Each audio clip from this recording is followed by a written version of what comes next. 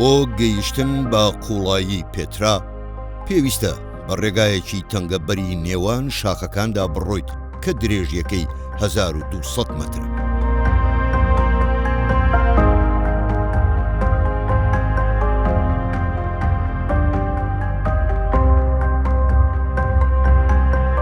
هاتوچۆی گەشتیاران کە لە هەموو جیهانەوە ڕووی تێدەکەن دیمەنێکی بەردەوامی شوێنەکەی.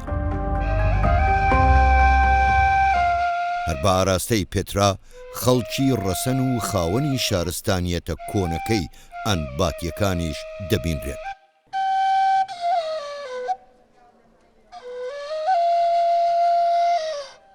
بە سیما و ڕوخسار و قسەکردنیان جیاواز دەردەکەون و عاشقی دەنگی سروشتن.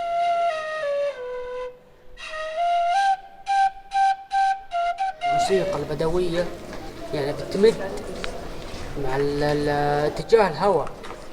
انت تشوف كيف الحين الصوت يعني ما شاء الله تسمع كيف الصوت مع اتجاه الهواء بمد في السيق.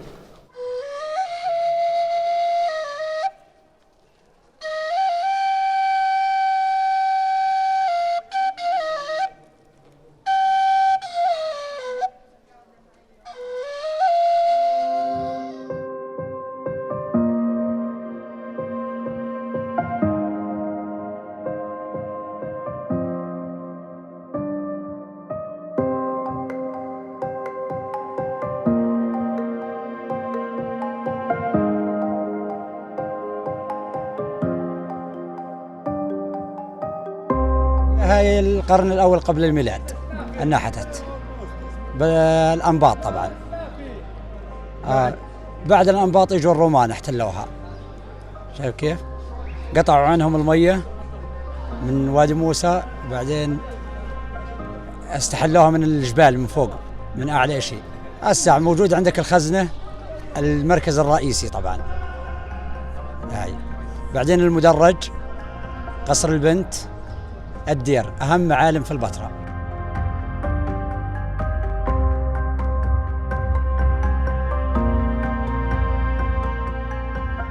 پێترا شارێکی مێژوویی کۆنە، سەربا پارێزگای مەعانە لە باشووری ئوردون. 2000 ساڵ بەردە ئێستا ئەنباتەکان دروستیان کردو. ئەم شوێنە بەوە جیا دەکرێتەوە و ناسراوە کە لە بەرد داتاشراوە لە نێو دڵی بیابان بنیاد نراوە.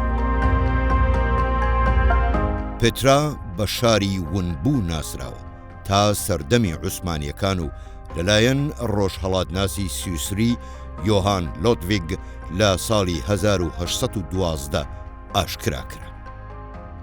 بەهۆی ڕەنگا و ڕەنگی بەردەکانی ناوی مەدینەی وەردیان لێناوە کە بەواتای شاری پەمەیی دێت.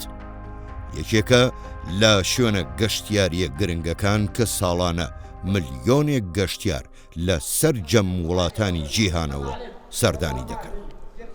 أنا بشتغل كدليل محلي كلوكال جايد، فأي سايح بيطلب هذا الفيو المشهور أوروبيا عند الأوروبيين بيبل، هذا مشهور جدا على الانستغرام وعلى الفيسبوك وعلى السناب شات، فبيطلبوا الأجانب كثير يعني. فهذا الفيو بياخذ معك 5 دقائق مشي، والثاني هذاك اللي فوق هذاك 2 ساعة. فتشوف فيو انت للمطل للخزنة، المطل هذا يعني يكون قلب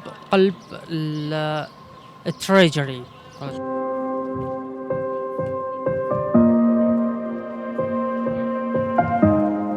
تعتبر هذه المدينة وجهة للسياح من شتى أنحاء العالم، لأنها هي تعتبر مدينة معجزة. كما ترون أنها بنيت في الصخر ونحتت في الصخر منذ 2000 سنة. يبلغ معدل الزيارة ما بين 100 إلى 200 ألف زائر شهريا من شتى أنحاء العالم. وقد قامت الأردن في حملة كبيرة لمدة أكثر من 2 سنين في أوروبا لتسويق للمدينة الوردية، والآن أصبحت السياحة أكبر وأنشط، وهي تعتبر من الموارد الرئيسية في الأردن.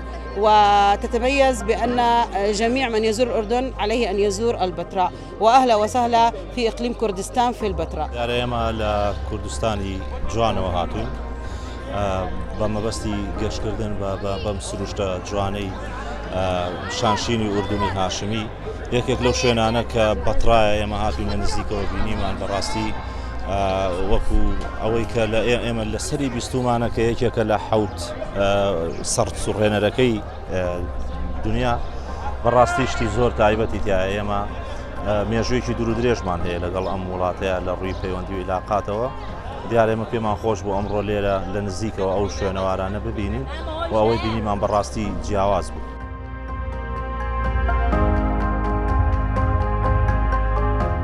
پێترا لە ساڵی 1985 لەلایەن ڕێکخراوی یونسکۆ وەک یەکێک لە حەوت سەمەرەکەی جیهان ناسێنراوە.